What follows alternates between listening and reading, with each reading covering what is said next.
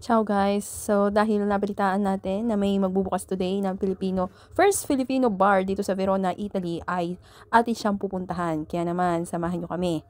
So let's go! Yun ang pila ng Romeo and Juliet. Kita nyo ba yung mahabang yan? Yan, papasok yan doon sa Romeo and Juliet. So let's go! Dito lang daw yun sa may likod. Parting likod. Sorry! So ang location nila, nasa likod lang daw sila ng Romeo and Juliet. So ito yung address nila. Check nyo na lang. Ang ganda ng paligid, magandang panahon, kaya tara, hanapin natin. So, kaya nung nalaman ko agad na may mag-open dito ng Filipino bar, ay talagang sinabi ko na agad sa asawa ko na pupunta kami.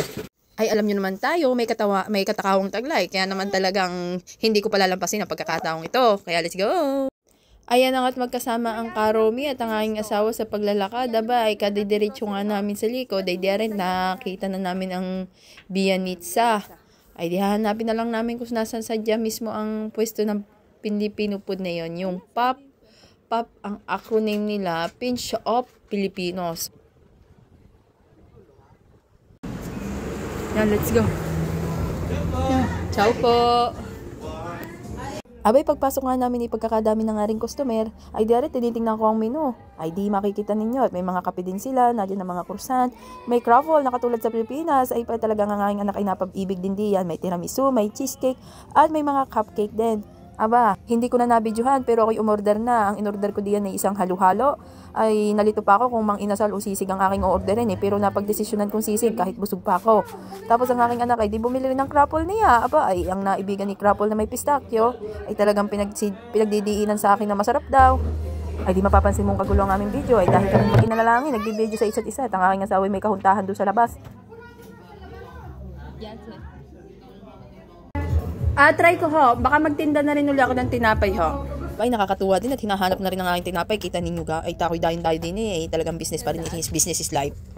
Halo-halo. No, sisig. Ay, gusto buchi. Buchi, ba? Ay, kita nyo ga, presentation pa lang. Ay, sadyang ikay matatakam na. Ay, di akin na nga sinubukan. Ay, sadyang ako'y busog. Ay, talagang naubos ko din kahit walang kahati.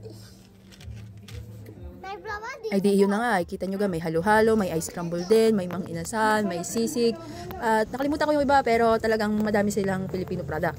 Tapos, kung makikita nyo, meron din sila mga cup noodles, mga juice, mga mogo-mogo na pwede nyo rin bilhin sa kanila.